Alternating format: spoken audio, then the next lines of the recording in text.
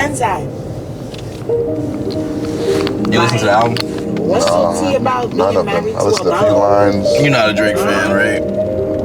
Not particularly, but I do listen to everything. Yeah. I'm not in a rush to listen to 3 albums. And from what I did hear, it sounds like kind of some slop. If Cardi dropped 3 albums, y'all would be on his fucking cock right now. I wouldn't be on his cock. I would be like, I'm a fan of his though, so I listen to him. That's what I'm saying. But I would be like, 3's kind of insane. The songs I did hear, not really a fan. You fix it? There you go. The songs I did hear, I'm not a fan. The lines I did hear, I'm not a fan. That's cool. Only problem I have with Drake right now is that he just seems like he's maturing backwards. Yeah. You keep saying that, brother. He hasn't matured very much at all. I feel like he's maturing backwards. I think he's been a lot more pettier, a lot more like. Well, who says people have to mature? He has a lot more like just lines about like these women and stuff, and these women are clearly younger women. Like he's talking about lines about Aiden Ross. I'm like, bro, you just aren't living a life you should live at 39 years old, in my opinion. So but how should you be living at 39? Just a lot slower, a lot more talking about like, you know, how much it's gonna go from this music to the business, how much it's gonna handle being a dad, what's it like being a father, you know what I'm saying? What's it like handling the spotlight as an older man and navigating these rooms with these younger artists who are, you know, kind of coming for your neck in a way in some instances, or how does it feel trying to bridge the gap between yourself and Molly Santana, who you got a song with on there? And she's a young girl, I saw her rolling out actually. She's super young, totally different demographic, totally different sound he has. Talk about what that's like, working with them, you know what I'm saying? Like, talk about how niggas always think you're trying to smash every girl you talk to or link with, and how you think that's kind of corny or something. I don't know, something different, bro. I don't know. Everybody talks about different stuff. Everybody, besides him, I feel like.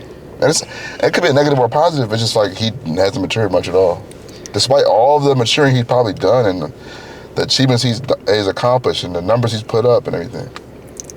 So first thing I'm gonna say. And he said pedophile bars ran your summer and all that, and that was. I gotta look. Keep talking, bro. What you about to say? What I'm gonna say is, the first thing I'm gonna say is, it's not his responsibility to uplift these people, to help these artists. If he does it, that's good. That's a good thing to do. As somebody, I'm talking about just bridging the gap and how it is working with them. I didn't say uplifting me. But that's what I'm saying. What do you mean bridge the gap? What are you saying bridge the gap between? He's 39, 40, been rapping professionally at a high level since 09, and he's still jumping at these new sounds. I want to hear why he does it. Because he's an artist. Okay, well, talk that about loves that. music. Talk about that. Then. Don't talk about the 21-year-old girl that's materialistic. What do you expect? But all I'm saying, pedal bars ran the summer. Now you're telling me who's grooming who. That's a terrible fucking line. Wait, what's the bar? Pedal bars? He said, it basically said like pedal bar, yeah. Like PDF bars ran y'all summer. Now y'all trying to tell me who's grooming who, like, or something. Oh, now who's grooming who? Like, that's almost as bad as the Epstein angle. I knew you would take it. Like, that's, come on, dude. There's a few more lines I really didn't like. I thought it was like, it just sounds really corny. But I'll listen to the albums when I get it some time. Probably this week when I'm driving around and stuff. And I'll give my opinion, I guess. But I know from what I hear from real Drake fans, I've heard that 1.5 of the albums are good. There's one that's like really bad. You say 1.5? Like an album and a half? Iceman is good. Half of the R&B one is good, and the other one I heard is horrible. Oh, that's probably what I've heard. Hold on, the Maid of Honor, I think that's the one you're talking about. That's actually different. That's my favorite one so far. Okay. Over Iceman, actually. Shout out to you. I really like it. It's a different sound. It's like a house sound. It's subjective. That's all good. Yeah, I mean, yeah, I like it. I think it's good, man. I'm not gonna lie, I didn't like the beginning of Iceman. I like the second half. Second half I think is really good. Sounds like Drake. The beginning sounds like he's trying to make hits, or he's trying to appease or grab people's attention, whatever, you know, trying different stuff and all that. I like core Drake when he's spitting his bars, doing his rap and shit, giving crazy bars and lines and shit like that. I like that. That's what the second half of Iceman. I'm finished. I'm almost done. I have like 2 songs left on Maid of Honor. That's like the house one. He has a song with Central C and the song with what's her name? Sexy Red and stuff like that. I like it. Different sound. I know a lot of people don't like it, especially if you're expecting a rap or R&B sound, and you come in, you hear house, you hear you're not gonna really fuck with that. That's not gonna be your speed. But if you're open-minded, you know what I'm saying, or you like that type of stuff, or you're open-minded, you'll probably like that. I haven't listened to the R&B one to give my opinion on that one yet. But all in all, I like what Drake did with the 3 albums. I mean, personally, I'm a Drake fan, so I'm like, you know, hearing more of Drake when I can. And I know that I think it's supposed to satisfy his obligations with UMG, so he's going to be able to get out of it. Then hopefully, you know, some people are saying he's going to retire after this. Some people are going to say he's going to turn around and re-up with UMG as an artist direct to the top of the industry thing. There's no middleman, nobody cutting up his money like Birdman, etc. I don't think he's not. Rappers don't retire. especially rappers like him, who even though he's, like I said, 39, he very much lives the lifestyle of a 20-some-year-old dude. Like, he's very much still in the mix. He's not gonna retire. Rappers don't retire. You hear that one bar he said he's been basically fucking with white women, like fucking with white bitches or something like that. You heard about that? No. You heard that? Break it down to me. I don't remember the bar, but he literally just recently he said basically nowadays I've been fucking with a lot of white bitches. No, y'all see he used to mess with at one point in time? Who? Serena Williams. Yeah, that's what I'm saying. Why did he bring that up? What was the point? I have no idea. Are you surprised though? No, not at all. Yeah. I think his the mother's child is white, right? Mm-hmm. Yeah, so that was a pretty crazy situation. Remember when that happened? What? You're hiding a child, that boy come home. That's crazy. Yeah. Damn. Shout out to him, I guess. Yeah. Shout out to Adonis, man. Has he had a bar about being a dad yet? You said what? Does he rap about being a dad? Yes, dog. He raps about being a dad all the time. What did he say about it? What is his opinion of it? Does he like it? Does he dislike it? I don't know. I don't know anything about this guy. I just know he keeps taking girls to the Smithsonian room or whatever. I don't know. And they're all 22, and he's wondering why they only care about jets and money. Yeah. You're Drake. You're coming with money. Yeah. I mean, he said I know he said he wasn't ready for it. Like, you know, like what a lot of guys say, you know, when they have a kid unexpectedly. Yeah. Even when they are expecting it, they're, you know, you're like, never ready for that. Yeah, like, right? You're never ready for it, for real. He talks about that.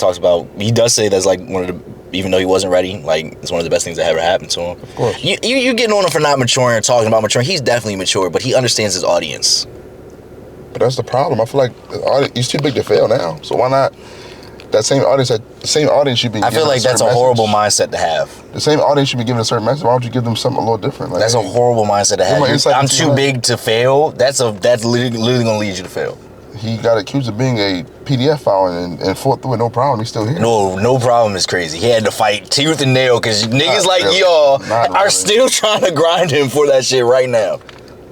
Well, no, he made it through though, pretty fine. I don't think nothing really happened. See, look, bro, nothing happened to him. Okay. In the grand scheme, what has he lost in the grand scheme of things? And for the rest of his life, people are gonna be trying to bring that shit up. Okay, and compared to what he makes like $100 million a year, it doesn't really matter, dude. It's not about the money all the time, brother. It is, dude. It doesn't really matter, honestly.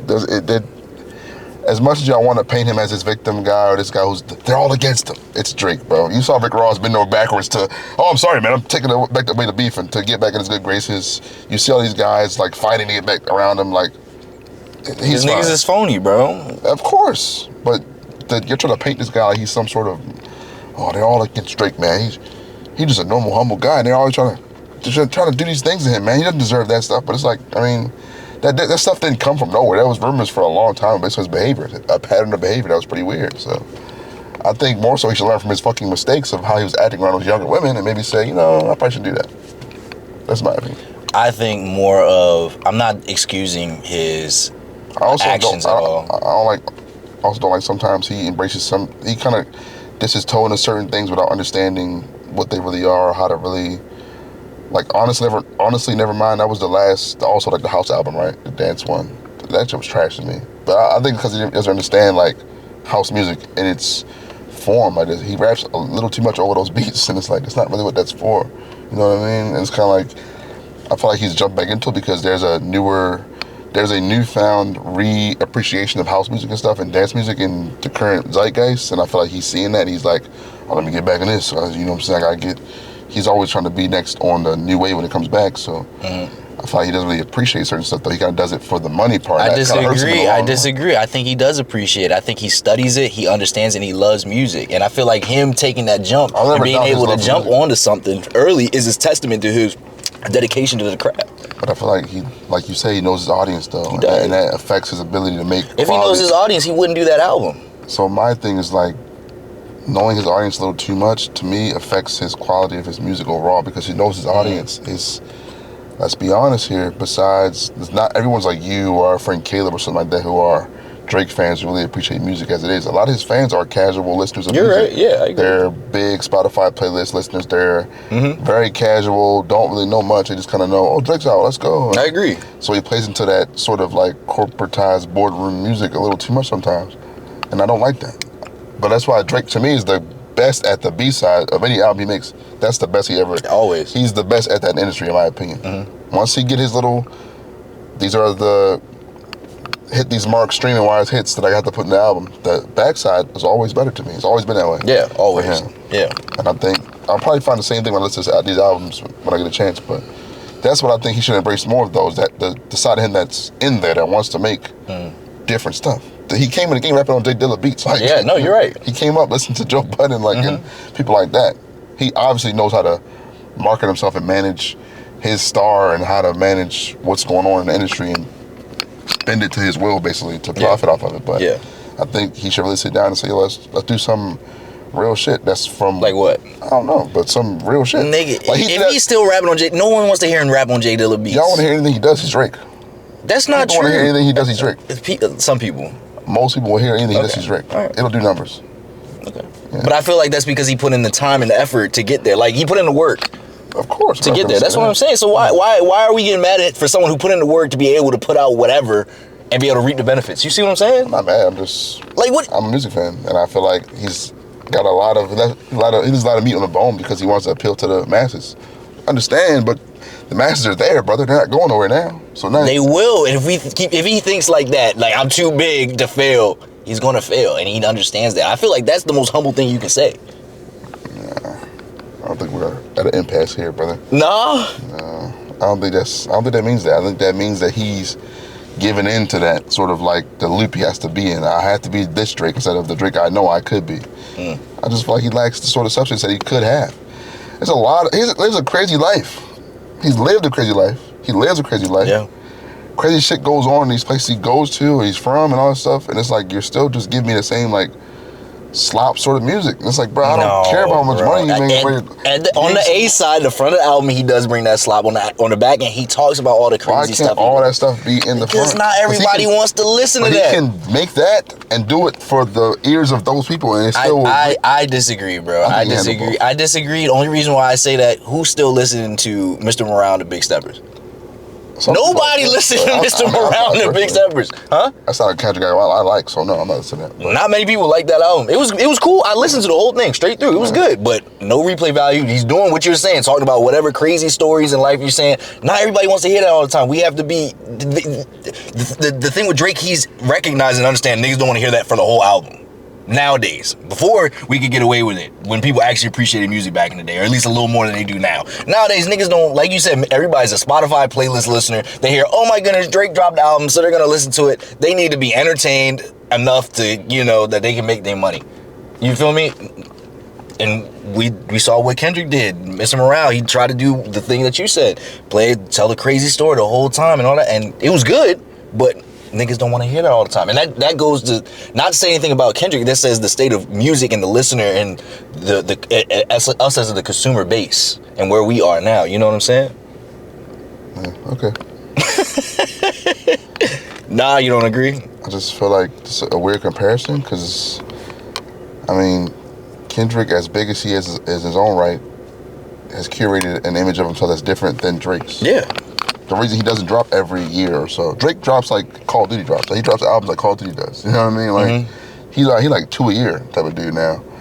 And it's like, that's because he plays into the maintain that casual. All right, what about now Kendrick does have a casual audience, of course. What about niggas like Prince, who has 100 fucking albums? No one's talking about Prince and his. Drake and Prince, I mean, similar to Drake. Mike had a bunch of albums towards the end too. Similar to Drake, those guys were machines. I mean, they also, like you said, love music and they're machines at making it. I feel you, but you just try to come at this nigga for dropping a 2 album every year. These niggas Prince was dropping 3, 4 at one point. That's true. Like, I'm not, can I finish my thought? Go ahead, finish your thought. My fault. I mean, you're comparing him to Prince, who every album he drops sound different than the last one. A lot different than the last one. That's a fact. And Mike the same way. I mean, you can't compare Off the Wall to Thriller that much. Okay, hold on. Not all the Prince's sound different. You know a Prince song when you hear it. As soon as they come on in the car, like, that's a Prince song. Every artist has that. You know, every artist. But you just said they sound completely different every time, and you said that's a fact. The sounds are different. That's not the same sound. Drake's sound, outside of a couple albums that are explicitly dance hall or the house music, sound the same. These are the same shit. He has the summer banger song, the song for the girls, it's cool. I think you're talking about the method now, like the his method of is the very album. much like Drake makes music that's like, yeah, this is some shit we did in the boardroom. We had a list of bulletins you gotta hit. We cross them off as we go. All right, we done with the bulletins of the music now. All right, now you gonna make your little B-side crap you wanna make. You got 3 slots. You already had the other 25 slots filled up with the Kiki, the Love Me type of song, shit like that. You know what I'm saying? The friend house songs, the girl songs, the summer bangers. We got that covered. That's a little B-side now. Do your little diplomatic immunity over there. Drop that over there. Put Sacrifices over there. You know what I'm saying? Do your thing over there. But UMG, the Suits need their album, buddy. Can't handle that shit. I feel like any artist who doesn't approach that now today is going to fail. And it's not the same time. Kendrick, he doesn't fail at that. I feel he's curated his sound in a way that's like, don't get me wrong, Kendrick also understands I gotta make songs for casual niggas too. Of course. You don't make a humble without understanding that you have to make casual songs for listeners. But he understands that I'm a guy who drops every 3 to 5 year cycles. I have a lot of my music is more so perceived in this way, more thoughtful, whether it is or isn't, in your opinion. That's how it's perceived. So even though he's a massive artist, he understands that, yeah, this is how I do my music, and that's my method. Drake's method to me it waters down his overall quality. The same thing happened to Travis Scott, in my opinion. That's why I don't like him as much either, because it's like... Yeah, Travis Scott's quality dropped. His shit is corporate as hell. Yeah. And it's like, you water down yourself. And I think Drake has done that over time, like, severely. I think, like, my last album I liked by Drake that I liked was Views. I didn't like Scorpion at all. I did not like that shit at all. Really? To me, Scorpion, there's a couple songs that I like, but to me, Scorpion was like the beginning of this shit is like, to me, made like a PowerPoint, bro. Like, I don't know how to explain it. Like, yeah, can I put a disclaimer out there though? I don't want you to think that I'm just this everything that Drake puts out. No. Everything that Drake's put out, I don't want you to think or people to think that anything that Drake puts out, I'm just, oh my goodness, I love it. Usually I hate everything that Drake puts out for the first time. Then I go back to it a couple months to a year later and I fall in love with it. I'm like, oh shit. So I just wanted to throw that out there. Yeah. But I want to address another point though that you brought up with Kendrick, or this is just my own thought, is Kendrick does, he does not try and cater to the masses as much as artists like Drake does. But I also think maybe I'm wrong, but that also is a reason why his replay value on some of his recent albums haven't been as high. Like, yeah, GNX has a couple songs that niggas is listening to, but as a whole, I don't think people will really listen to it. Same thing with Mr. Morale also, especially Mr. Morale. GNX a little more, especially coming off the hype of the beef. A lot more people are listening to them. It has a lot more of the mustard beats and sounds that people love. You know what I'm saying? But outside of that, and then the song with SZA that he has, not much of that album's being played. You know what I'm saying? And like I said, I always like to bring up, but a great example is Mr. Morale and the Big Steppers. He's going against the grain, not doing as much as that. So his music is replayable, that replayable today, honestly. Like, how many people are making replayable albums, honestly? I don't think many people are. And I feel like I think that's a lost art. I think it's a combination of a lost art. I also think the audiences are also not searching for replay. That's what I was going to say. They're searching for something they like for a little while, then they move to the next thing. They don't really care to go backwards anymore, which is unfortunate, but people don't care to go backwards anymore. So why make music why make stuff that people want to go backwards on when I can make something that I am, passionate about now, I want to get a message out, I know it'll do pretty well, I'm Kendrick, and I'll just move to the next thing and call it a day. And Drake is like, this is hot right now, I'll make this now, people will fuck with it, I'm Drake, it'll do big numbers, I'll make my money back on the tours and stuff, and I'll just do it again next year. You know what I mean? Yeah. It's unfortunate because I think that both of these guys could really sit down and make some once again, make some masterpiece level stuff. Like, Drake could do a Take Care again. That's in there. Oh yeah, he definitely could. Kendrick could do a Good Kid, Mad City, or a Damn. I think he definitely could. Like, I definitely think he could. You know what I'm saying? But I don't think that financially or just like, there's no incentive to do that anymore because the masses don't care. Yeah. They don't care as much. Yeah. So why go backwards? You know what I mean? The only time going backwards in nostalgia is cool is when you have live shows and you can say, oh, y'all remember, you let the crowd get hyped up and then you have a beat one of your old hits and everybody, I can't believe you played this in the set. Like, that's it. But even then, it's like a small portion of your audience because most people don't go to shows. Yeah. So you're saying artists shouldn't focus on curating a comprehensive album anymore? They should, but I don't think they will because the overall industry's trends don't reward that. Yeah. So it's kind of like, no point. Like, there's not many albums that come out. There are some, but there's not many that come out that are like cohesive works that have a story and all that stuff. And I agree. Sequenced properly, and they have a whole idea of like, this album starts this way, the middle's this way, ends this way. And that's the story of the album and stuff. Same way we write a podcast script, we have a story that we weave in between the topics, right? Yeah. that doesn't happen anymore because it takes a lot longer music-wise. And really, all you gotta do to make money in music, album-wise, just have a couple good songs in the album and the streams go up and you just do it like that. And there's no need for a thing. Maybe some skits thrown in there or something, but it's like there's no need for like that sort of cohesion anymore. Yeah. So it's like there was no demand for that. Yeah. So F it. So why do labels even ask for an album anymore if they know this? Because I guess you know what I'm saying. It just makes the most sense. It's like they easily understand the idea of like we give you the budget for the album. That budget consists of studio time, features, and the production. And the songs come out in this order. They're all packaged this way, and people will flock to listen to all your stuff at once. Yeah. It's like big drops, you know what I mean? Yeah. And that's kind of what the money does, you know. I mean, they tried to do the new album thing. Oh, this is a playlist. This is an EP. This is a, you know, and it didn't really hit. Like, this is an album still. Yeah. You know what I'm saying? So, yeah.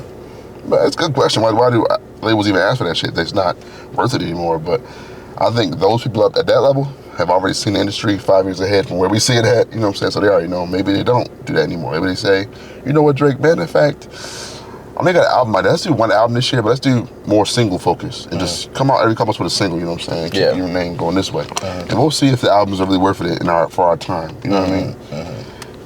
Maybe I feel like for most artists, the album isn't even worth it. I think that putting an album together, getting the studio time, all the production credits, marketing and stuff like that, for most artists, it's not even worth it. You know what I'm saying? So I don't even think artists should even be thinking about even considering an album, like most artists.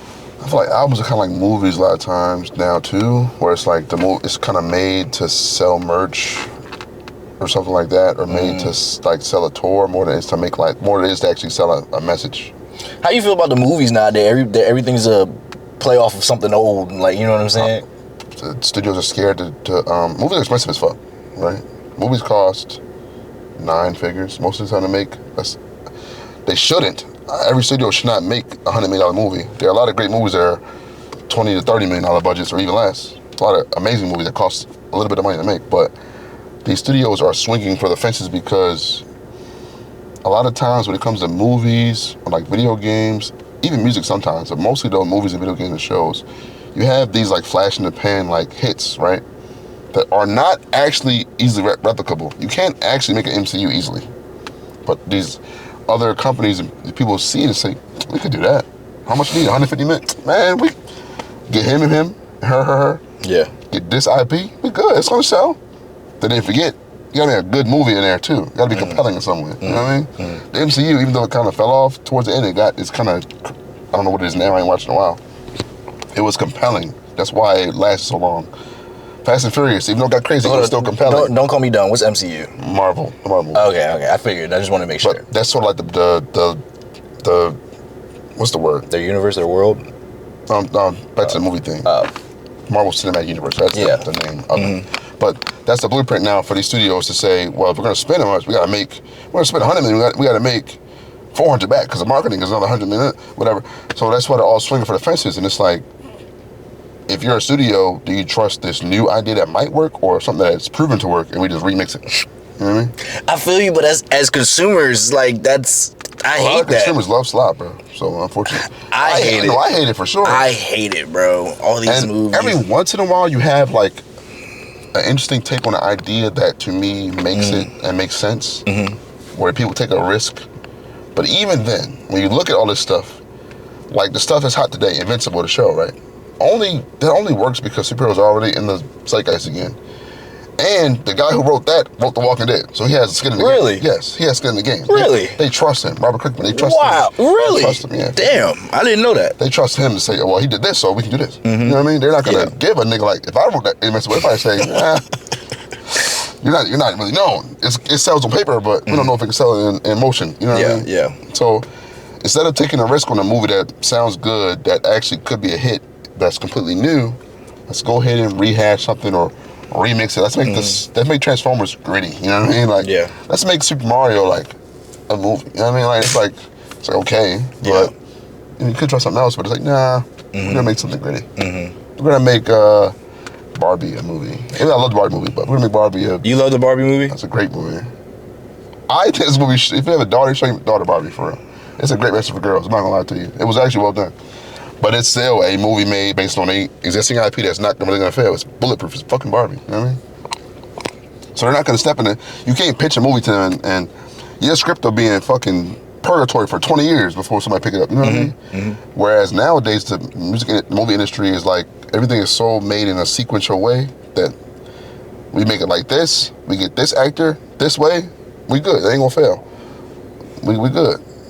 You can't really pitch something new without like either a bunch of money of your own or like you just know somebody who's willing to like put a neck on the line for you. Like, for example, a guy like it's trying to sound funny, Vin Diesel, right? Mm-hmm. The Riddick movies, you know, the one where he has the glasses or whatever, he sees in the dark. Yeah. That's his passion for that shit, keeping the movies alive. He had to like fight to get that stuff together. Yeah. But because he's Vin Diesel, he can get a studio to fund his movie. That's a fact. But a regular person can't really walk in there and be like, I have this great idea for this movie, it's a sci-fi thing, this guy called Riddick, he can see in the dark, da-da-da, and like, this sounds great, man. Sure, dude. They'll throw it in the back. And they'll let fucking Star Wars come back in there for the 18th millionth time, and they're gonna remix that. We keep pushing because we trust this. Mm-hmm. But we can't trust your new stuff because it's not proven. Mm-hmm. And we don't want to risk spending our money looking stupid on something that doesn't make sense. That's why you keep seeing like Sony keep making these fucking Spider-Man movies with no Spider-Man in them. They all suck, but it's Spider-Man Jason, so we trust it. You know what I mean? So, have you noticed the trend in movies where I watched a video and they said there's no normal looking people in movies anymore. Everyone has to be like hot. Everyone has to be this quintessential perfect Hollywood person. No one looks like I'm trying to think of a normal looking nigga. Jonah Hill. Yeah, like, you know, before he, you know, did everything and stuff like that. Just like real chill. Have you noticed that? It's always been that way, right? No, bro. The silver screen, you're looking to people they're like the ideal versions of ourselves. No, right? bro, if you go back, I mean, they didn't have, I guess, the means to it, but like niggas would have the guys would be bald. The women would be like have some like their skin be a little messed up. The guys, people look normal. So? They look like normal people. So? Yeah. In what? In like a lot of movies. If you go back to older movies, niggas was bald. Nigga like. Cause if you go like older movies, like, you know, like the old movie stars of old, like the golden age, like Steve McQueen, like these people are like today would be considered highly attractive people. They look different than us. Mm-hmm. You know what I mean? Like, I think not a lot of regular niggas in movies. What is it like? I think it was. If it is a comedy. I think it was like Bruce Willis before he was balding and they still had him in the movie and stuff like that. You know. But he has like a sort of at that point in time probably like a ideal masculinity aura. But look at the masculine men they have now. Over big muscles, full head of hair, all that stuff. You know what I'm saying? Like that. You see what I'm saying? They don't. Jason Momoa type of dude. They changed the whole idea of masculinity, femininity, and just who they hire in Hollywood cast in Hollywood for these roles. It's like almost they had to be damn near perfect now. And then I feel like. That's all. But hey, you gotta think though. The studies have shown if people see somebody who's attractive, they trust them more to that is true. Entertain them or whatever. But that's what I'm saying. I feel like that's what I'm getting at. I think that Clavicular's right. What? We might gotta go back and redo the episode now. He might have been onto something, bro. What are you saying Clavicular's right about? Attractiveness, man. It get people in the seats. It change people's lives, bro. Maybe probably wouldn't go see, you know what I'm saying, a movie that's important. The MJ movie that came out. If the kid was not handsome, looking like MJ, you know what I'm saying? They got some random motherfucker like Michael Jackson. I think to get the initial thing, and I feel like that's also a problem. People say that a lot of movies aren't. Problem is, a lot of pretty people can't act either. But that's what I'm saying. Gal Gadot, Wonder Woman, she can't act for nothing. She bad though. That's what I'm saying. That's what I'm saying. When she in the movie because she looks good, she can't act for nothing. So this is what I'm saying though. I think that they have switched they have went to connecting with the modern person to entertaining the modern person, the normal person. Mm-hmm. I think they were before, if you really think about it, you know, most movies is like propaganda trying to tell you something. They're trying to influence some type of behavior and actions out of people, get people to think, see, and act the same certain way. That's what they were trying to do in the early days, at least in my opinion. And so they had to cast niggas who looked normal, was balding a little bit, had facial scars and all that other stuff. Now, they're not worried about that. They are, but it's more of catching people's attention. It's more about entertainment to keep people just their minds on the screen and stuff like that, whatever else is going on. Mm-hmm. You see what I'm saying? Yeah, I get what you're saying. I'm surprised you just haven't noticed it. No, I've noticed it, but I didn't really see it that way. I just figured because like these. I think it was Andrew Garfield. He went and got the hair transplant, one of the Spider-Man or something like that. You remember? Yeah, I actually liked him before he had it. He even shrunk his forehead. I was mad about that. I mean, I understand. They said it's It's better. kind of wild. I think just in general though, like as time has gone on, plastic surgery and shit has become a lot more like you know, accepted, I guess, in these circles. These people kind of like all coalesce to that same ideal look. I seen Tom Brady walking on the Gucci runway a couple days ago. Nigga, face tight as hell. You would think they took his face and tied it like this, like he's looking like facelift, Botox, like, both, yeah, all crazy, that. bro. Like, you Tom Brady, man. What you got going on, bro? What you mean? Everybody want to look good, bro. It like they took his face and stretched that bit, stretched it back and like carved it out. I'm like, Jesus, you already had him. You were handsome already. You know what I mean? Why not naturally let yourself age naturally and be cool? But the pressures, I guess, of the industry, like these people are in, you gotta look a certain way now. I think he was cool. I think what happened, I think he got surgery and then he got. But also to be like a normal looking dude, you gotta be like overly funny though, or like overly like for good what? at something. What are you saying? Like Willem Dafoe. To get a role? Willem Dafoe looks crazy. He looks insane. He's an amazing actor. I love Willem Dafoe. Right? Aiden hates him. I love him. Scared of him or something. I don't know. Yeah, he said he hates his face. His face. Jonah Hill, like bring Jonah Hill back up, like Superbad. That's a funny ass movie. All normal looking people, right? But it's funny as hell. It gotta be funny. If that was but didn't he get like surgery or stomach surgery? They called him fat every 5 minutes. He had to get right. He had to lock in. It was a pressured industry once again, bro. They was like, yeah, you're fat as fuck, nigga. Like you locked in, bro. But I feel like speaking of black actors, because a black man got to be 6'3", muscular, buff. Yeah. Sit down, 6-pack abs. Yeah. You can't be no fat black actor. No. You're cooked. Yeah. Even the niggas who was funny had to be looking like Eddie Murphy had to be a sex symbol. Like, you know what I'm saying? So we ain't gonna talk about us. It's still some weird looking white dudes getting by. Black dudes, you ain't getting by looking like that. You gotta be handsome. Damn. Can you think of a weird looking black actor, like a male? That with a leading role? No. Exactly. Not with a leading role. A funny side character? Yeah, definitely. You got it. Yeah. No, I can't think of a single one. But like lead roles, think about it. Like the ones today, Mahershala Ali, Michael B. Jordan, even Jonathan Majors. Like he looks kind of crazy, but he's like super muscular dude. Like you know, and plenty of people. Will Smith, of course, historically, he's a handsome guy. Even Martin, like you got to be like attractive. You can't just be looking crazy, bro. You ain't letting that shit slide, nigga. You got to be a sex symbol, bro. And women as a black man, that's fucked up. Women is even worse. You think so? Yeah, they got it worse. Oh, you're right. No, you're completely right. Got it Once I realize what you're saying, that's when all the Botox and all that, their face looking crazy. You know what I'm saying? I feel like those pressures in the industry. I don't know if. I don't know. Like it just seems crazy to even have to try and keep up for every year. You're trying to keep up because age is gonna catch up to you. You gotta age at some point. Like you gotta age.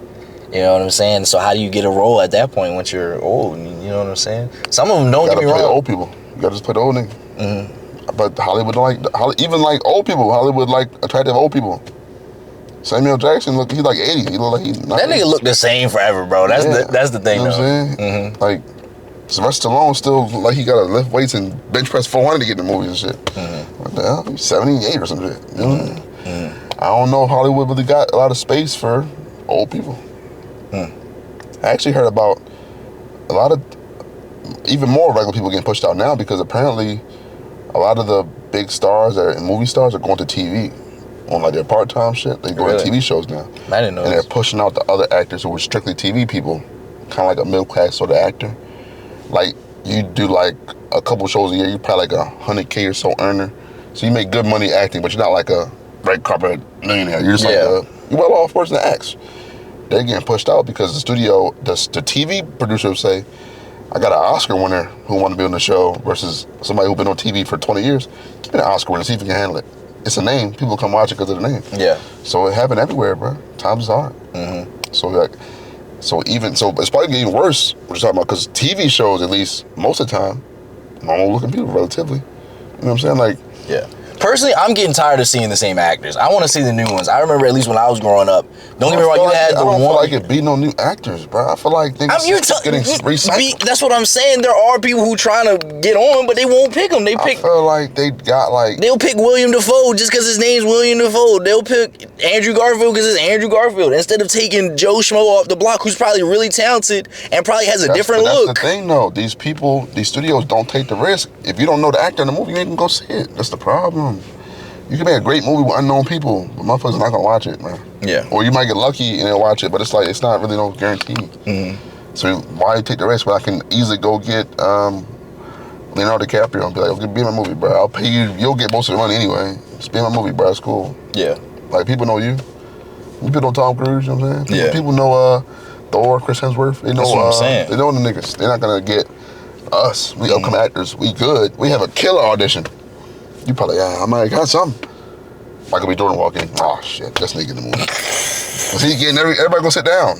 He ain't gonna audition. He gonna be like, oh, Michael's here? All right, y'all can go.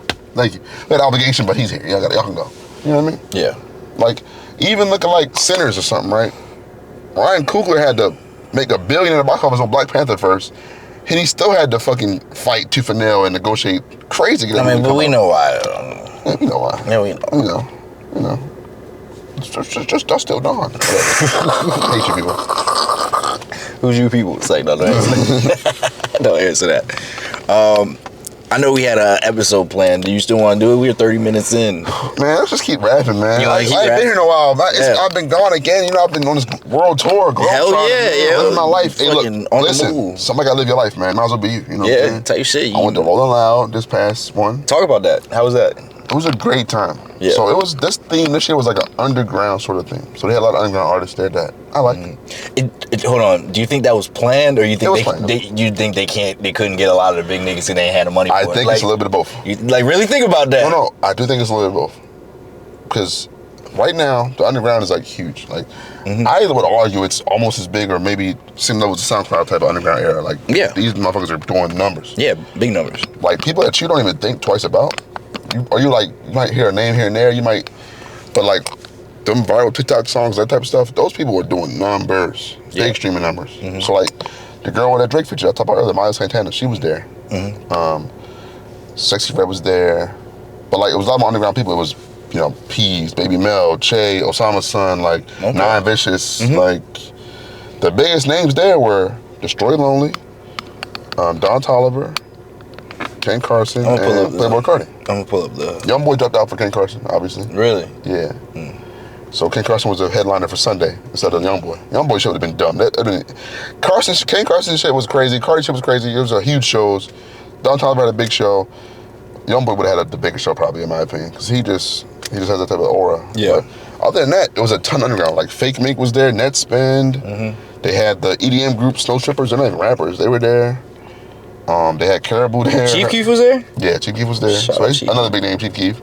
Saw Baby, yeah. So a lot of underground names, you know what I'm saying? Like, so that was kind of the focus. But I do also think there was also a money thing too. Because I think, but at the same time, I would argue that maybe it was more so on purpose because... Pooh Shiesty? Before he locked up. Because I wanted to see him.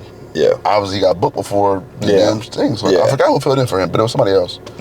But a lot of people played his music on their set. They like shout like, yo, free Pooh Shiesty, whatever. I'm not gonna lie, looking at this You probably can't name anybody, right? No, I know all the names, but this is just crazy to see. I feel like even a couple years ago, I'm not saying these artists aren't big, but it just seems like, I don't know how to even explain it. I feel like, maybe I'm old, I just felt like the Rolling Loud list meant something before? Yeah, I don't want, that sounds bad because I like a lot of these artists. I know most of them on there. So it just don't feel like it hit the same.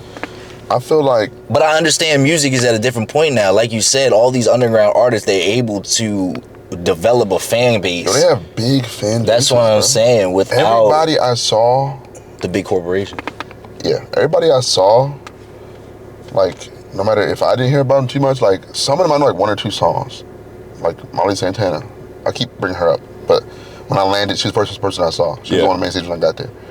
She is somebody who I heard one song from. I don't know much about her.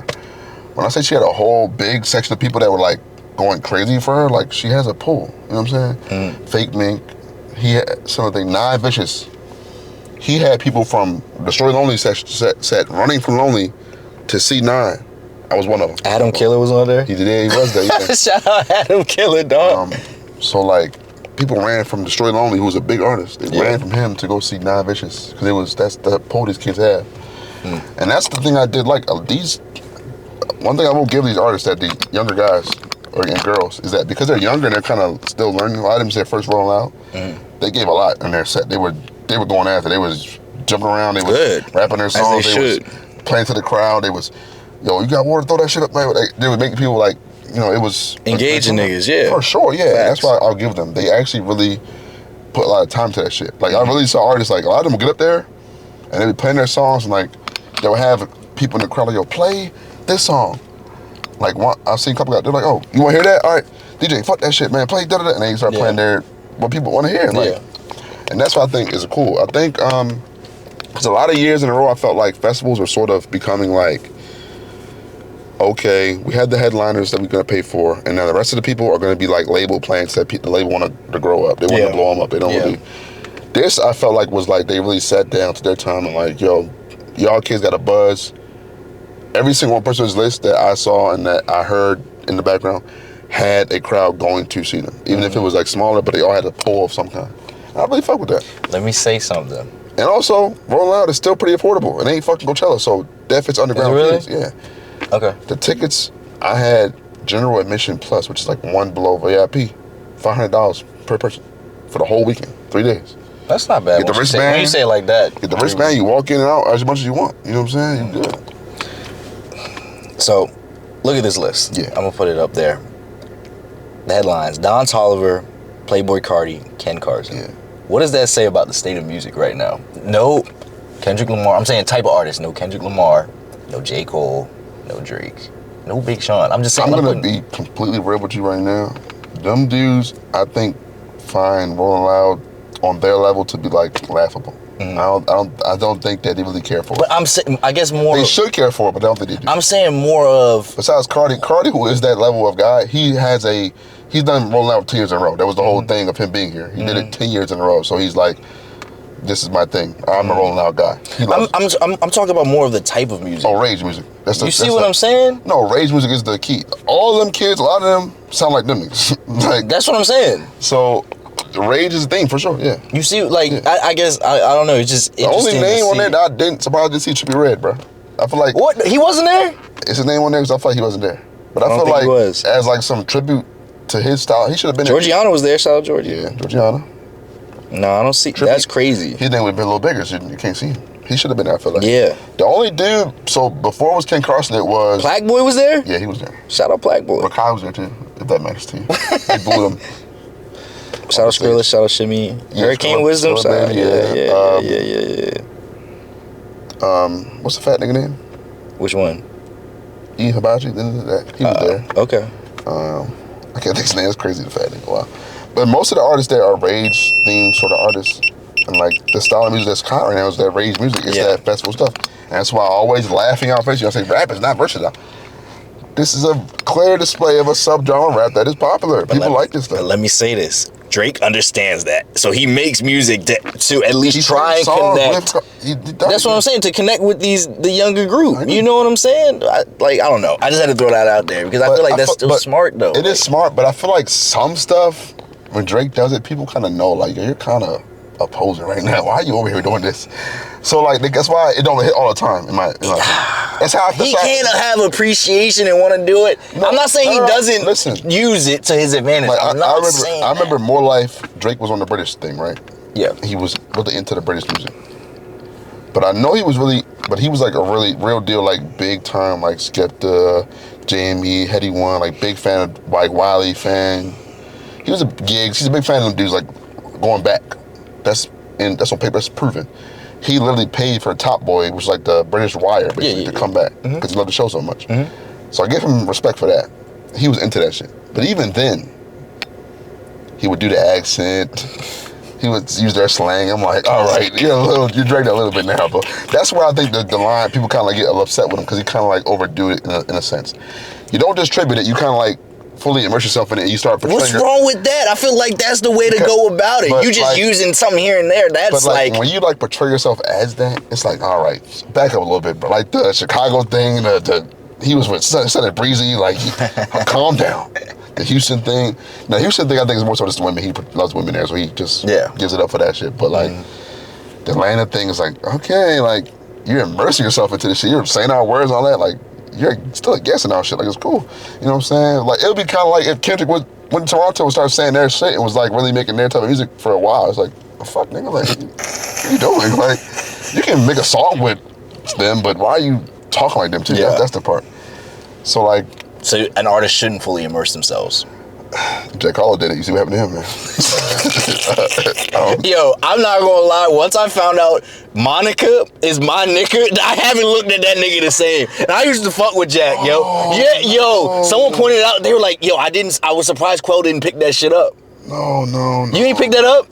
I just thought because Monica's like a very name. Nigga. My nigga. Yeah. Jack, why you do that? Yo, I haven't looked at him the same, and he hasn't addressed it. He knew, bro. He knew. Someone on his team had to know. I don't care. Wearing them goddamn Most Def hats and all that, man. Yasin Bey hats and them common Kango shit like that, trying to be cool. That damn John B. scarf and shit, man. His ass was saying my nigga the whole time. My nigga. I feel like he said nigga a lot, but it's not been on tape. But it's crazy because we didn't court all other ones. Justin Bieber had to apologize for the video. Eminem had a video. Eminem, yeah. Post Malone got one or two, I think. Post had one? I think I believe it, bro. MGK probably had one. But we just can't get Jack Harlow. I'm not saying I want to get him. I like Jack Harlow, but I'm just surprised. Do you? You were trying to say he was going to switch up. I think he might now, though. He's not switching up, dog. There's no way. The numbers is bad, bro. It's just If I gotta say it, you gotta do something for us. Give us some. Sorry, there might be no videos this episode, y'all, but it's all good. Yeah. No, it's cool. We rapping today. This one's for our real fans, man. The experience was a great time. I loved it. I've never been to a festival like that big, so it's kind of interesting. The horror stories I heard, I didn't really mosh too much because I was with people a person who didn't really want to do it too much, which is fine. If I was with like y'all, my friend group or something like that, we would be doing dumb shit, throwing trash cans, whatever. Yeah. But throwing shit to the crowd, whatever. But it was still a fun time, and like once I was inside, like drinks and food and stuff, it wasn't really expensive. It was like pretty affordable for the most part. It was kind of higher than normal. But it's kind of like, you go to the airport, like the food is like kind of higher than normal. Yeah. Like, why the fuck is this burger Was it $20? good? The food was pretty good, yeah, I ain't gonna lie. Like that ass though, or it was just The like food was good, the drinks were watered down. Okay. So the thing about the festival food there was though, they had like actual like vendors come. Oh. It wasn't like Rolling Loud food. It was like vendors set up their thing. Yeah, I didn't know that. So they were like people you might have known, like local people you might have known that you can go to and get their food. Where was this? Orlando? Orlando, yeah. Oh shit, okay. So it was at Camping World Stadium. Probably the dustiest fucking place in history. I understand, like, I expected mud, bro. There was no mud. It was all this dust kicking up the whole time. Like, I remember, like, the first night I came back to the hotel room, I blew my nose. It was black. I'm like, what the fuck is going on? Am I in a dust storm? Am I in a fucking dust bowl? Yeah. Like, but That's it was like thought. It was like that, yeah. The shoes I wore were fried. But did you wear anything good, or you knew? I wore a pair of Solomons. That was a bad idea, but they were comfortable. Why would you do that? I don't know. I was thinking, bro. I don't really have no shoes that I could just like trash in my house. All my shoes are kind of like, taken care of for the most part. Yeah, I usually try to get.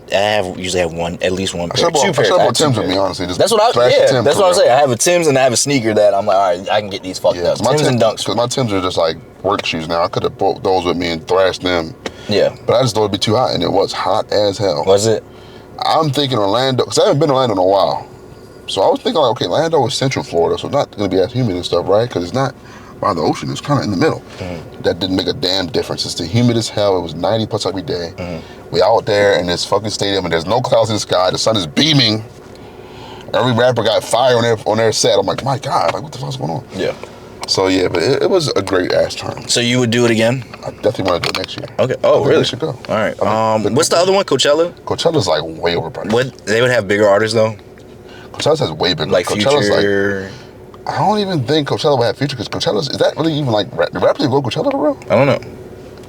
I'm gonna look up the set list for the last one. I know the pricing there was insane though. Like Coachella's like thousands of dollars to get in, and you're basically, it's like a rich people like getaway. It's like Burning Man. Yeah. Yeah. Where it's like a rich thing now. I've only been to one like outdoor big festival. It was like for EDM music with some people I went to high school with. It was cool. It was a great time. Yeah, so Coachella has Sabrina Carpenter as the top. Justin Bieber for day 2. Oh shit. Karol G. Young Thug was there. Shout out to See, him. look at that. And yeah, so it was like big names. It was in California. Fake Mink was there too. Sexy Red was there too. I want to see this. What are rappers there? Blood Orange, he's an R&B dude. There's some rappers there too, but a lot of it is like different. Sabrina Carpenter, that's a header. Like, shout out Sabrina Carpenter. I'm not mad about it. That's not our wheelhouse. We don't know. Right. She's big, way bigger than you would think. You're right. Is Rolling Loud more our wheelhouse? It's Rolling Loud.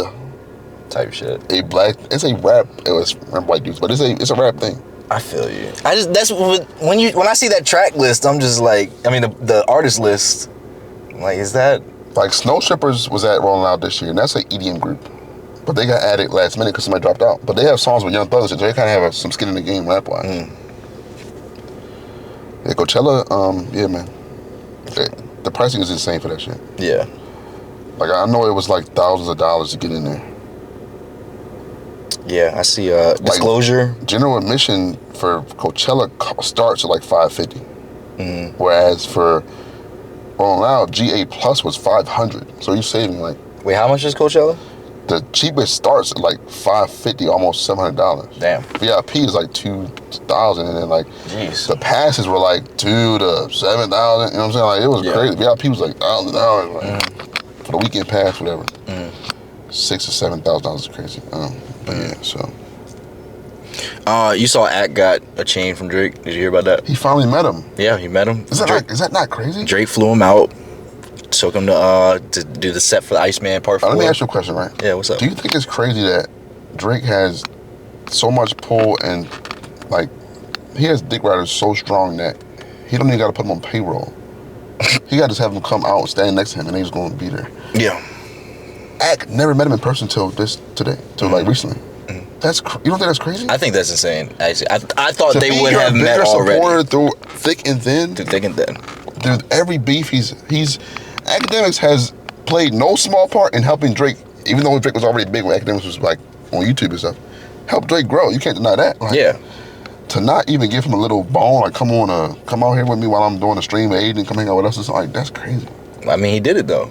He did it Shout out to now. him finally doing it, but He got the chain, he got flown out. You know what I'm saying? I think it's kind of like Drake kind of like thinks. Well, I think he does laugh at Academics. I think he sees Academics kind of like a clown. But I think he understands the value of him too, so he keeps him close, but not that close. But now he's like, you know what? F it, man. I'll bring my guy next. Yeah, bro. He held him down for so long. Held me down. Look, to bro. the craziest beef of my life. Held me down to Pusha T. All this stuff. The next thing he gotta get Maul from Royal Mall next. That's Maul. It's like Ack. Maul like right here in terms of like For real? the meat rider. Really? For sure. Okay, I And didn't know. Caleb, our friend, right here third. Yeah, Caleb right there, yo. Just follow Caleb out for sure. Yeah, hell yeah. I'm happy for Act. Like, Yeah, go I ahead. felt kind of warm inside. I'm like, wow, he finally met his hero. Warm inside is great. Met his idol. You don't think that? That's kind of cool.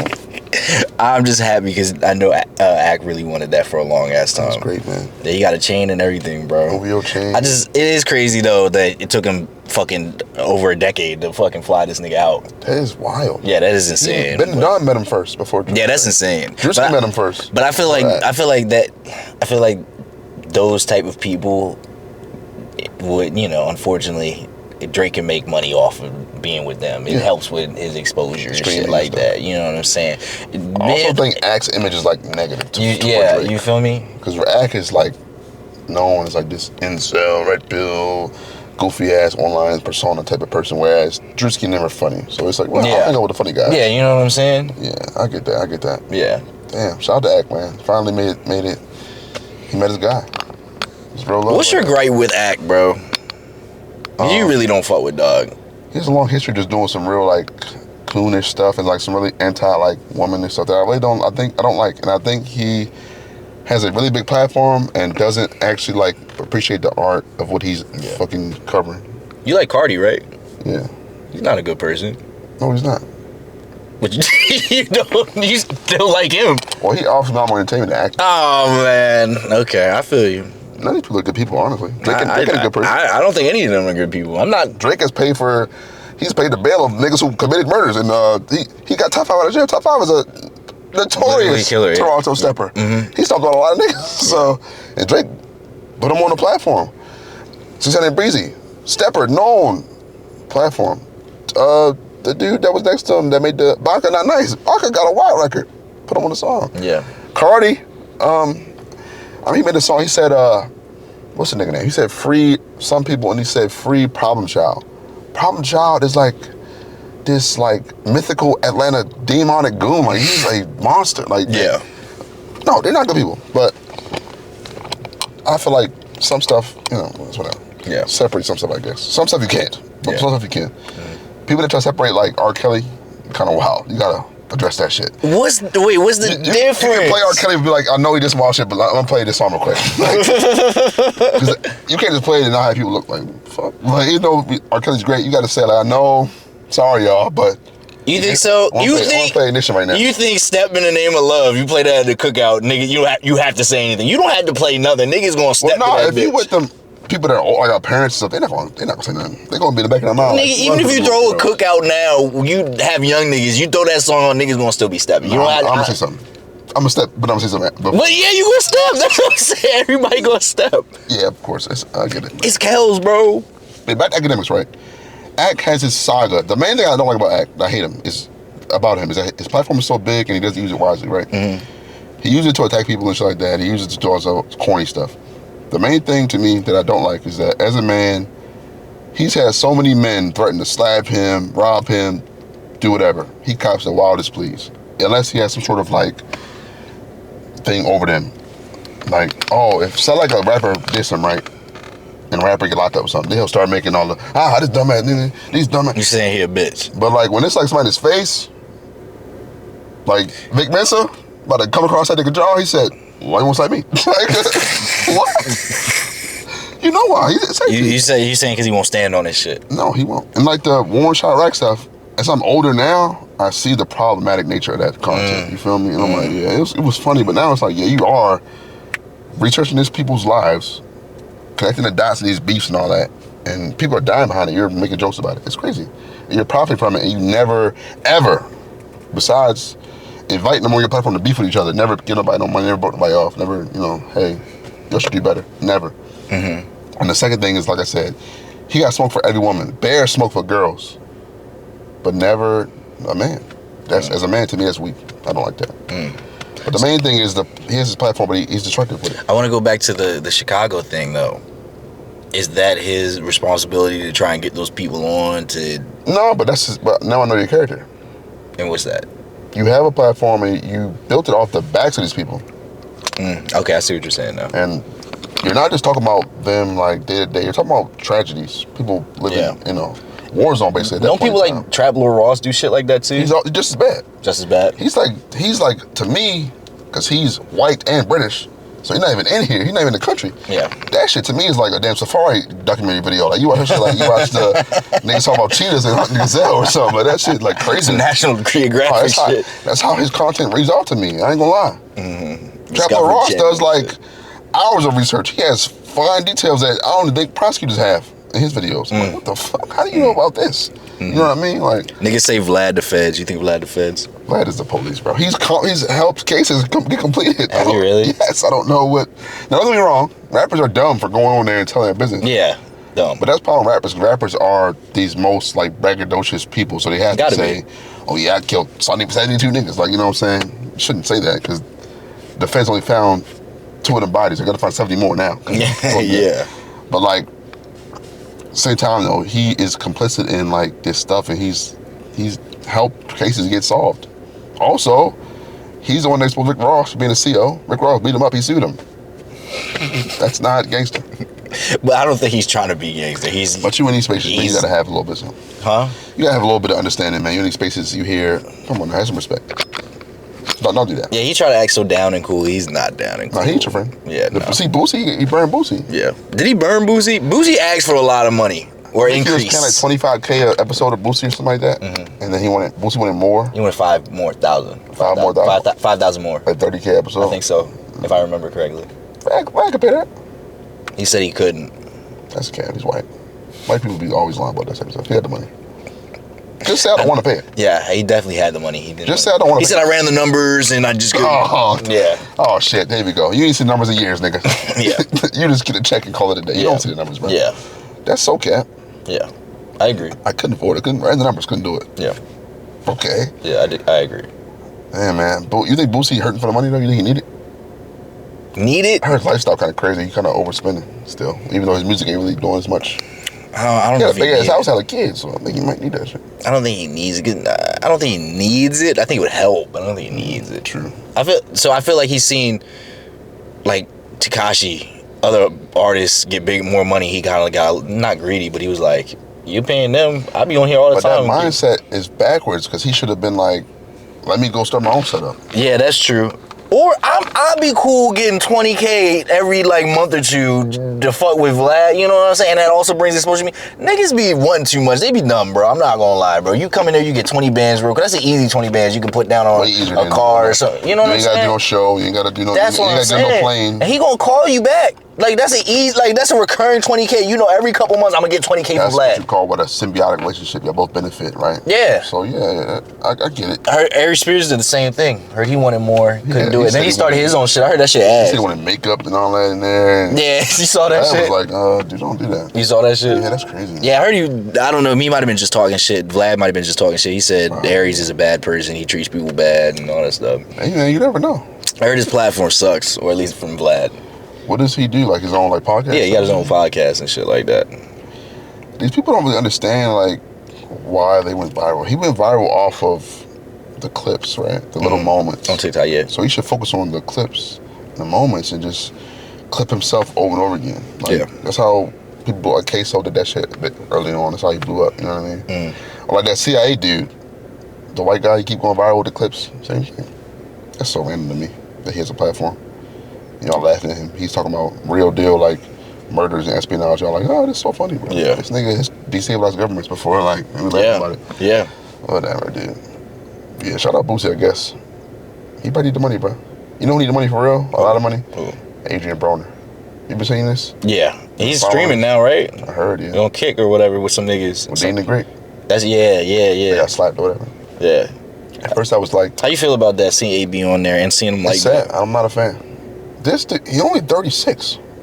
Damn, I didn't know he was that young. I thought he was like in his 40s. So theoretically, he could still be boxing if he wanted to. Yeah. A lot of boxers are that age still at the peak of their powers.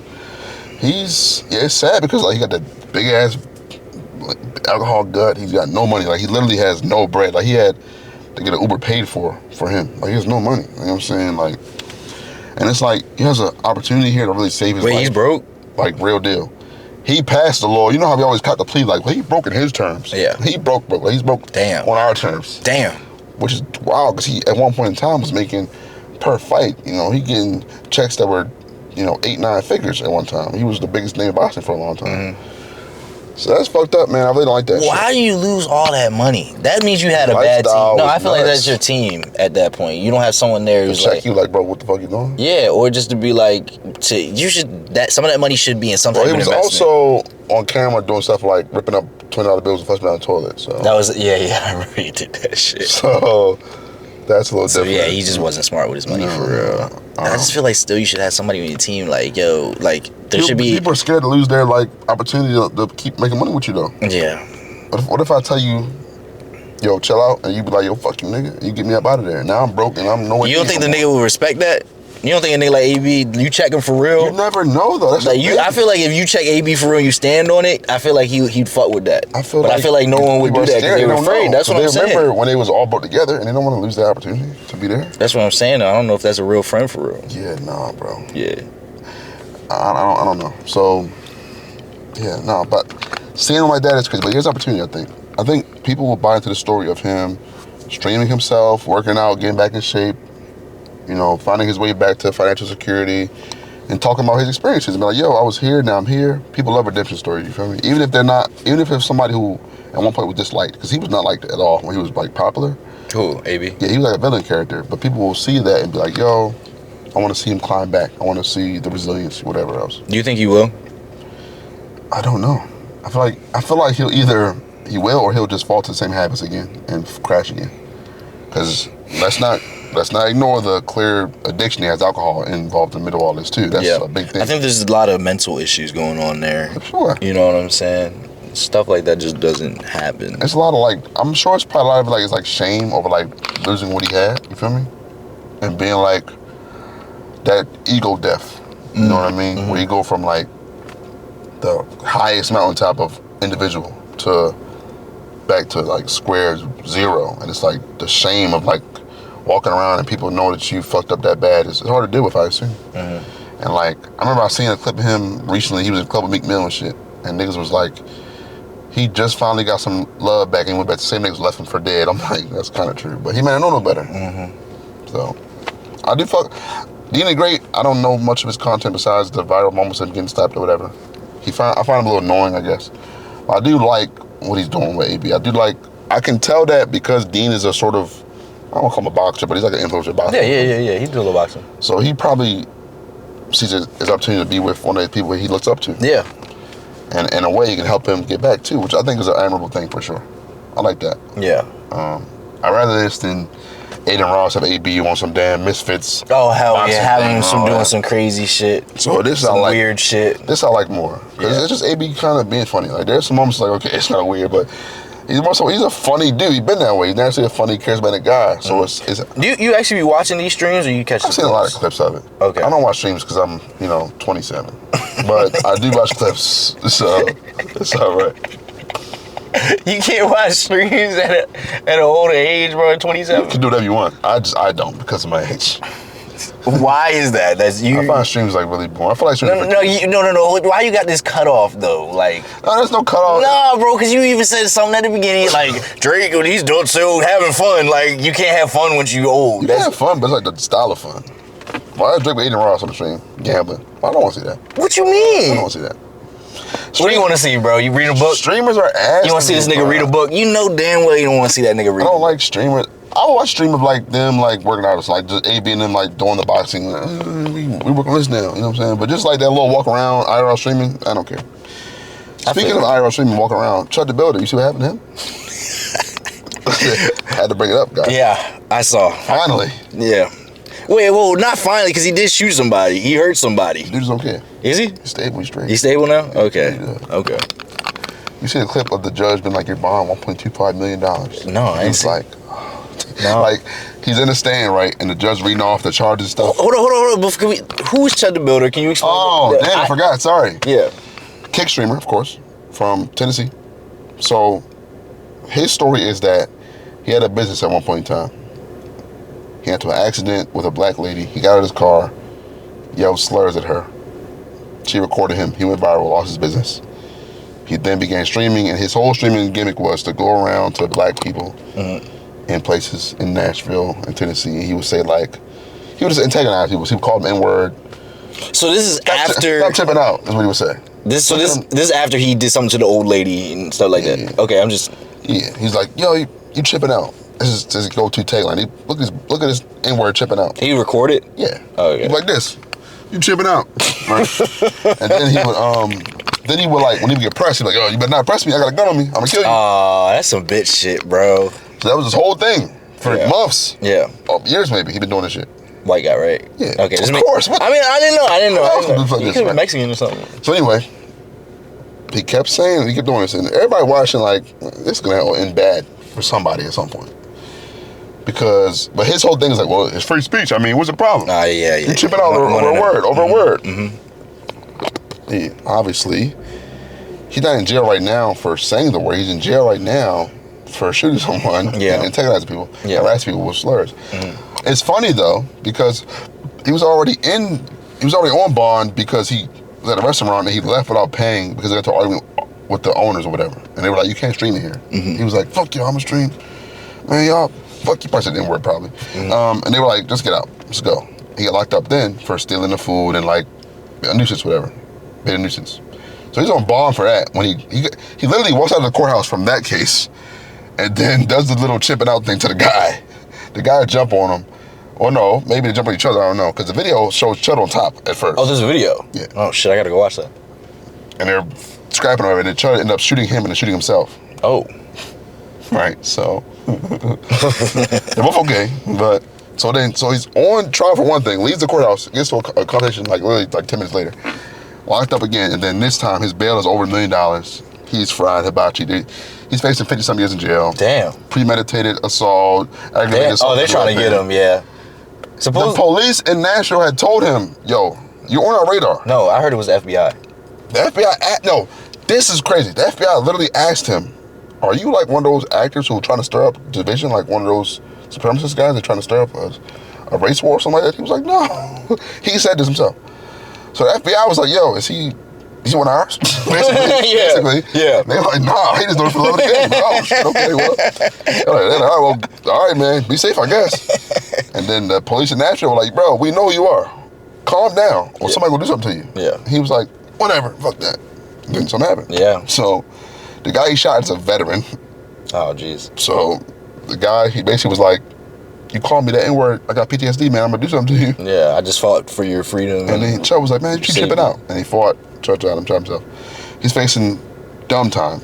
Your boy Sneeko had a debate about what Ack. What Ack, I saw heard about that. He got fried. Ack Yeah. cooked him, it's crazy. Yeah, Ack did. He debated with Adrien Preacher after too.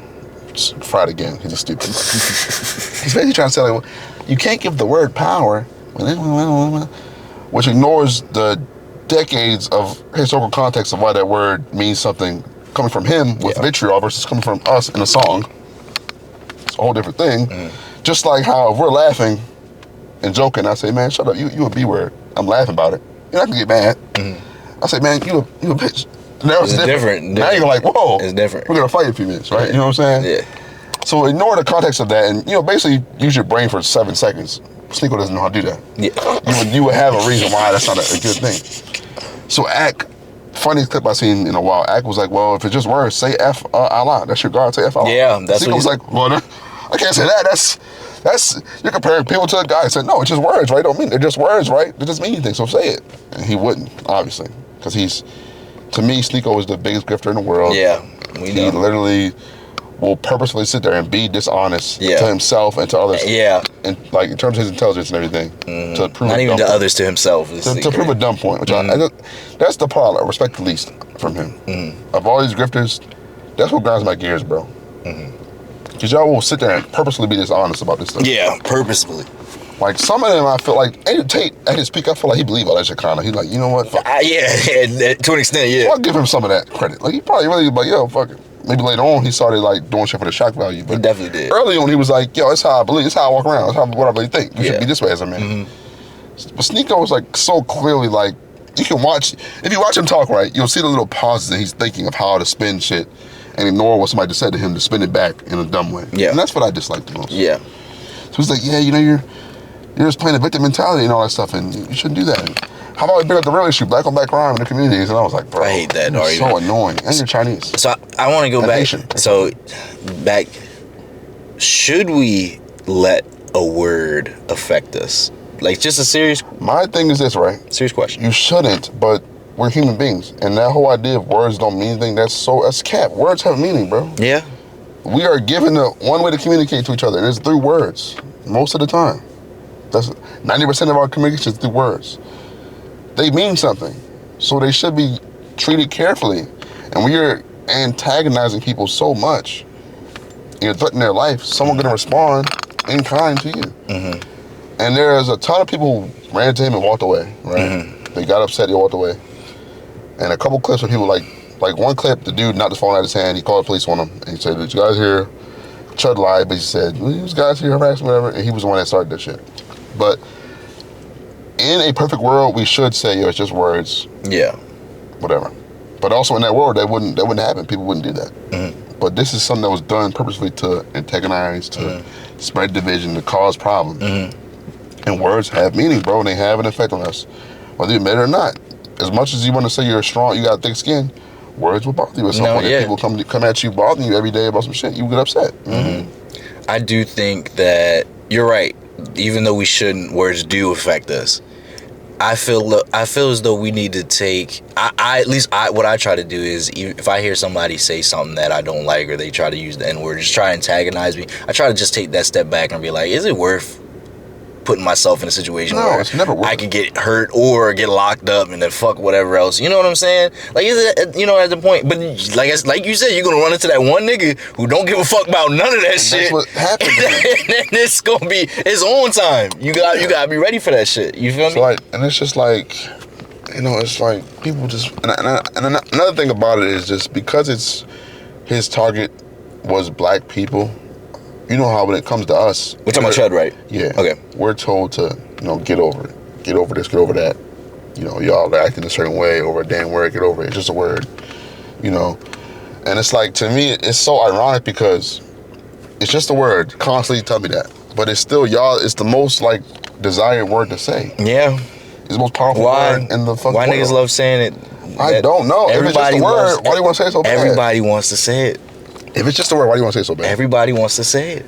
it's the most powerful word in the English language. Like maybe of all languages, because like people just care so much about it. Yeah, people from across the country love saying it. Like in a different country, I mean, like saying and it. it's like different culture. They love saying that word. But like people say, well, why can't we say it? But then say the same word. It's just a word in the same sentence. It's like doesn't make any sense. That's a paradox. Like it's just a word. So why do you want to say it's about? Let us say it. It's cool. Whatever. I don't think nobody should say it, but it is what it is. You don't think no one should say it? Nah, but I don't think so either. I can't stop though. So. I don't think niggas should say it, even though I just said it. I don't think niggas should say it. Yeah, but it's like, and then you have so many people that are just dishonest. Like, oh, they're tripping out. If I went up to your ass and said, "Fuck you" every day for months, do we gotta bleep that? Please do. F you for months. And you say it again, man. But bleep it again. For months, I keep saying the same thing. Look at you, acting a fool, whatever the equivalent tripping out is for white people. Look at you. Yeah. Dumbass. You're a bitch. That's what he's doing. Yeah. You bitch ass nigga. Like, that's what I'm saying, yeah. Somebody gonna hit me one day, because they're words, bro. They mean something. First, I'm black. They wear police a lot, my bitch. They don't come better arrest me anyway. But like, that stuff has a meaning, bro. Free speech does not mean freedom of consequences from doing dumbass shit. You're not in jail for saying the N-word. You're in jail for harassing people all day and antagonizing someone to assault you when you assaulted them. That's what you're in jail for. You can say the N-word all you want. No, but you're not going to federal prison for that. The government not coming to lock you up for saying that, bro. Now, if you say F, them people, they might go to jail for that. That's different. Yeah. They got different pull than we do. But you're not going to jail for that. Yeah. You're good. You can do whatever you want. Yeah. But there's still be consequences from the private entities who care about that. Yeah. Your job is not going to have you there. Yeah. You are going to infect my workplace. Yeah. I got black workers in here. You ain't coming back, bro? Yeah. You good, my nigga? Yeah. Come on. People are going to go online and leave Google reviews saying we have racist workers in here and we're going to lose our business. You got to go, gangster. I'm sorry. Like, oh well. You're not going to jail for that. You're still free. So you can still do it all you want. You can sit in a corner, panhandling, say the N-word all day. It doesn't matter. Yeah. But you have shit. You gotta face consequences for that shit, man. We're coming up on time, man. I feel like it was a good episode. You know, we deviated completely away from our script for today. The script was whatever. We'll save it another time. Yeah, we'll have it in the top time. You know what I'm saying? Always. I liked it. I enjoyed it. It was all over the place. It was all over the place. We haven't had one of those in a while. We call this like a catch up, you know what I'm saying? Sort of like, you know, Quel is back on the show. Yeah, I was thinking, I was going to do something, Quel is back or something. Yeah, Quel is back, catch up, you know what I mean? Yeah. Rolling Loud stories, racial discussion, Drake discussion. Okay. We'll talk about it. Drake. Because I actually have no clue how. Drake rage baiting. I actually have no clue how to title this right now because it was just all over the place. No idea. Me either. We'll figure it out. We'll talk about it. Any shout outs, you know? Shout out to all the viewers, man. Yeah. Everybody showing us love, sharing, liking, subscribing, reposting. Everything helps. Yeah. Anybody for you want to shout out? Shout out everybody watching. Like y'all said, thank you guys for, you know, all the support and all the love. Make sure you like, comment, subscribe, share it with someone who would enjoy the conversation, who would like to join the community. Please let us know what car you want to see us in next. From a Toyota to a Lamborghini to a Honda to a Rolls Royce. Let us know what car you want to see us in next, man. Leave it down in the comments. Shoot us a message on Instagram, TikTok, wherever. Yeah, anything else? Nah, did we miss anything? I feel like I'm missing something, but... About what? Like... I don't know. I just feel like I was missing something. No, man. Like, shout out to all the guests who filled in. Hell yeah. Always great content. Hell yeah. Shout out Quel, Phil. Shout out Mace. Still not even a guest. Phil is a part of the show. Type shit. But still, shout out Phil. You know, shout out Flip. Shout out Flip. Yeah, man. Shout out Liquid Ice, you know, and working behind the scenes and shit like that and helping everybody out. Yeah, man. You gotta go viral, y'all. You gotta share it, man. Hell yeah. Hell yeah. We go mini viral. We haven't just had the big one yet. Yeah, it's coming soon. It's coming soon. It's really whenever it will be in whatever car y'all want. Honestly, bro, I'm not gonna lie. It's not that the content is bad. It's Instagram or whatever algorithm is just. Well, you know, Neon pays like $1 million a month to Clippers. Yes. We gotta do that. $1 million. That's what I'm thinking. Hey, we got. You put up 5. I'll put up 5. All right, cool. We gotta dig up in the pockets, man. We'll figure it out. Yeah, we'll figure it out, man. Now that's a big. I'm not gonna lie. That's a big market right now. They spend, like you said, millions. I think Kick directly pays Clippers too. If you like, they're like a Kick job. Does. It's like a job. It is. Like, Indeed, you can go in there. And it get Clippers. is. You can be nuts. A Clipper. That's nuts. And they have different incentives and all this other stuff for Damn, it. for real? Yeah, it's all that shit. You do if you get this. Man, if you broke right now, you just don't want no money, bro. Nah, type shit. No, if you broke, you just don't want no type of money. They have incentives. If you get this type of clip, and it does this amount, like. You get paid by the views type of thing. You get paid by the views and like I said, the style of clip. If you get this type of clip, and this hits this certain amount of views, you get a bonus on top of what you made. That's tough, man. Yeah, bro. It's hey, man. It's not a lot of work because there's you got AI and stuff out there now, but it's still a lot of luck and a lot of you got to do some research and all that stuff. Watching whole oh yeah. That's could you do it? Would you do it? You could do whatever. Yeah, I could do anything I want. Would you? Why not? Why not? Like you said, it's not the hardest thing to do in the world. It's not easy work, but it's not hard either. It beats most jobs. If you sit in there and watch streams and click out stuff you find funny and just hope that people also find it funny. Which hold on, there's not just hope. There's an art, bro. I agree.